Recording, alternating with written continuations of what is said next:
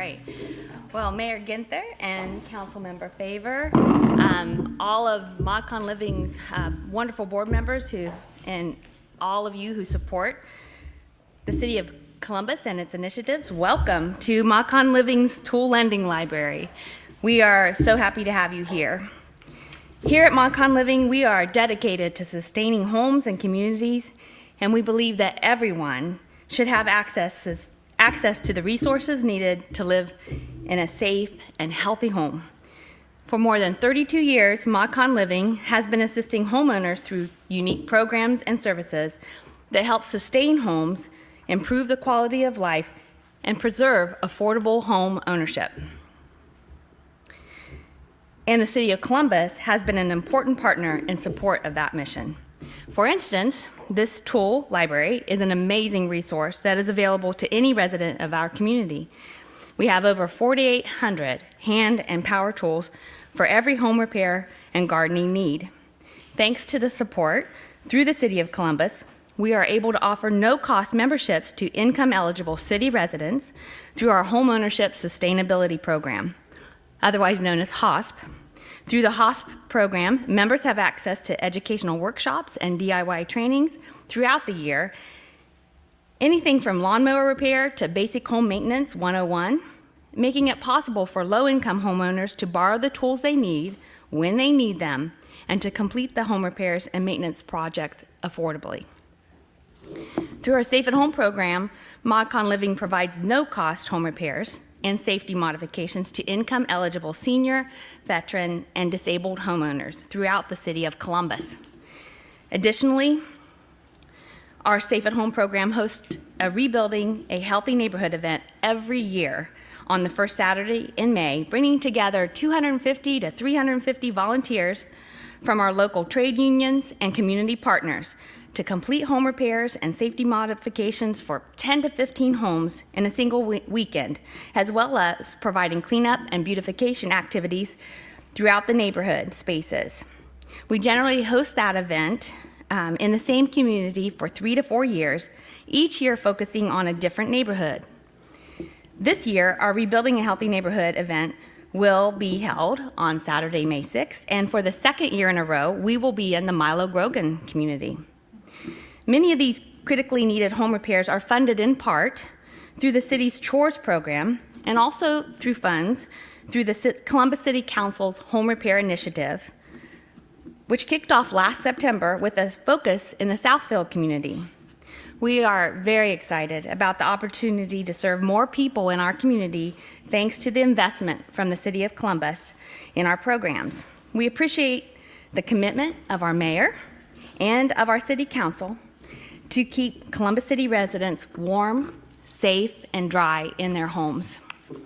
Mayor Ginther, Councilmember Favor, we are honored to be your partner in these very important efforts. Thank you so much. Mayor Ginther. Thanks, Amy. Thank you, Amy, and thank you so much for hosting us here today. Thanks for the incredible and ongoing partnership. Got to learn some more about the history from Amy here just before we got started because of this long-standing partnership and relationship with the city and ModCon Living. To Councilmember Favor and her colleagues on council, to Director Stevens and his team at the Department of Development. It is great to be with you all this afternoon. ModCon Living has partnered with the City of Columbus since 2016 to empower our residents to live in safe and healthy homes, particularly some of our most vulnerable neighbors. In fact, 2 pieces of legislation before City Council this evening would, if approved, award $550,000 in new funding to conduct additional home repairs throughout the community. This work is central to the Columbus housing strategy, which is about more than simply building new affordable housing. We're also preserving existing affordability by protecting our neighbors from being displaced in what's becoming an increasingly competitive housing market. Doing so creates additional pathways to equity, opportunity, and generational wealth, and helps even more of our neighbors remain in their homes in the long run. That is why the lien forgiveness legislation being considered by Council tonight is so important. When home repair assistance was first offered by the city several decades ago, it often came in the form of a loan.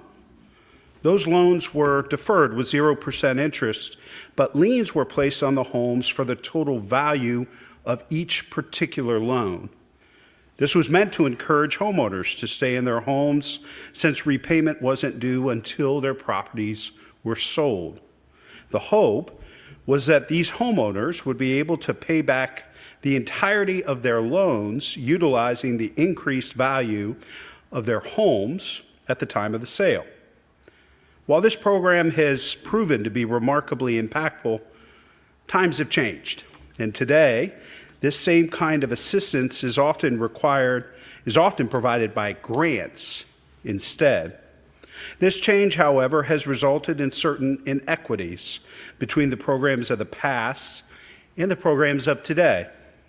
In other words, the city could have helped two neighbors complete the same type of work on their homes, but if they happened to access the program at different periods of time, one would have had a lien applied and the other wouldn't.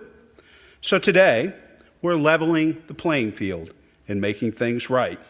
We're targeting and forgiving liens for homeowners who have remained in their homes for at least 10 years, provided that they have no active bankruptcies or foreclosures. Currently, there are 591 loans that are at least 10 years old in the portfolio. If, after a thorough review, each of these liens qualify for forgiveness, $7.6 million would be forgiven. From here on out, we will review our portfolio on an annual basis, and as other loans approach the 10-year mark, consider those for forgiveness as well. To talk more about this innovative new program, I'm pleased to introduce our great partner on City Council, an incredible advocate for neighborhoods and for housing. Please welcome Councilmember Shayla Favor. Thank you. Thank you, Mayor Ginther, and good afternoon. I have the honor of serving as the chair of City Council's Housing Committee. I am incredibly excited to be standing up here today alongside Mayor Ginther, the Department of Development, and community partners like ModCon to announce the lien forgiveness policy for the City of Columbus. We are at a critical point in our city's history. While the unprecedented growth brings wonderful opportunities, with it also comes challenges, housing being at the forefront of those. Last month, City Council announced our housing initiatives for this year. As we face this housing crisis head on, we will focus on the building and investment of additional housing stock, the inclusion of Columbus residents, and the preservation of existing housing. Included in this 12 initiative program is a specific program to increase housing stability among low-income and minority residents by providing pathways to home ownership. Structural racism describes the process by which policies, organizations, institutions, systems, culture, and history interact across institutional domains to produce and sustain racial inequality. There is a clear record of the impact of structural racism on opportunities for people of color in home buying and credit access even today. And because home ownership is the greatest key to building wealth in the United States, it is important to both create more equitable pathways towards home ownership while also providing support to families in maintaining ownership. That is why home repair is a key solution to Columbus's housing crisis. By preserving existing housing stock, we will ensure that more safe, inhabitable units stay in our community and families are able to keep and build generational wealth. The City of Columbus leads a number of programs that offer assistance to homeowners by providing critical and emergency home repairs, such as roof replacements, water heat replacement, and foundation stabilization. These services are fundamental to ensure that residents are not faced with homelessness or additional financial hardship. However, in the past, when a homeowner occupant requested home repair assistance from the City of Columbus, this assistance, as Mayor Ginther acknowledged, came with a loan. And over time, most of these programs were converted to grants without repayment requirement. This adjustment, although significant, has created inequality and inequity for Columbus homeowners. This lien forgiveness legislation will address those inequities, as well as inequities created by redlining and other discriminatory practices, and preserve wealth building opportunities for more marginalized homeowners. Simply put, home repair assistance should never be a reason a family cannot put food on their table, pay their bills, or be burdened with debt.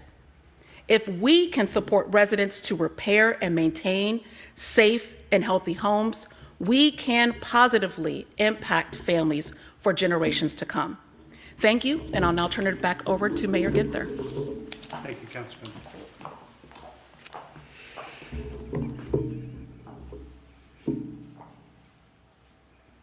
People often ask me why housing is so important to me.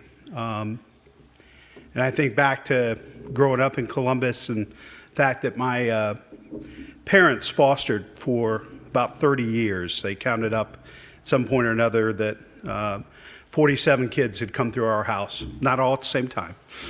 Some spent the night, some came and spent the night and spent a decade. And I go back to those moments and that shaping, and that's why housing is so important to me. It's not about four walls and a roof. It's about a home, and it's about the families that live there. Strong, healthy families are the foundation for great neighborhoods. And great neighborhoods are the lifeblood of any great city. Homes help shape who we are. We know what they do for families, what they do for neighborhoods, what they do for cities. As we continue to grow and evolve as a community, we must continue to ensure there's a place for everyone in Columbus's future. But Columbus can't be the affordable housing provider for the entire region. This is where we need our suburban neighbors in the county and adjacent counties to pitch in. We can only realize the incredible opportunities ahead of us if we have the courage to do it together. That's why we're moving with a sense of urgency and purpose to get this done, to build a future where everyone can call Columbus and our region home. We believe passionately that if you work in this community, you should be able to afford to live here too. And that's why the housing strategy is so important. And we have to move with a sense of urgency. Growth is coming. We need to prepare for it. A wise woman once told me that people don't fear change, they fear loss.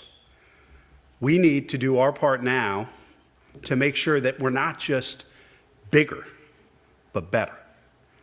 And that is making sure that every person and every family has a place in Columbus's future as that change comes at a remarkably fast pace. We can do this. We've done big things before as a city and a community, but this is the time for us to lead and to act and do so in a regional way. We'd be happy to take any questions from the press. So what does this mean to the people, the homeowners, the residents? Well, I think what this does is address something that quite honestly was unfair and unequal. That as more and more programs were created, they were treated as grants, not loans. And I think I mentioned for 591 loans that are at least 10 years old in that portfolio, those loans don't just represent individuals, they represent families. And housing is one of the greatest ways to increase generational wealth. And so this is going to make a huge difference, I think, in the families, those 591 families, moving forward. And we think that this is going to be a powerful tool in partnership with Amy and her colleagues here that we're going to continue to improve upon. Councilmember, you want to add anything? I would absolutely echo what the mayor said here, and thinking about the opportunity that a homeowner would have now that they do not have to worry about that lien that was hanging over their heads, right? They can take those funds and they can invest them in their home if they'd like, or they could use those funds to settle a bill or ensure that their student has college tuition, right? And so that's really what we're talking about when we think about the asset that a home brings. It does bring a level of freedom for homeowners to take care of expenses when they should arise versus leaning on credit to be able to take care of those items. Did we miss anything, Amy? Anything you think we should mention? Well, I think that the investment in the homeownership sustainability is really important. We primarily serve seniors, but we get calls every single day from someone in need. And currently we have about 200 open approved files that we are working on. And we have a little over 100 more names on a notification list, just asking us to notify them when more funds become available because they have critically needed repairs. And this partnership is going to make it possible for us to serve more people more quickly and more effectively. And that's exactly the type of investment that we need that will really make a difference for the people that we serve. Any other questions?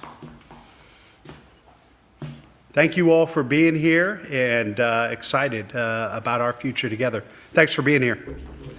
Thanks, Amy. Thank you, Jay. Thank you. Appreciate you. I'm so glad.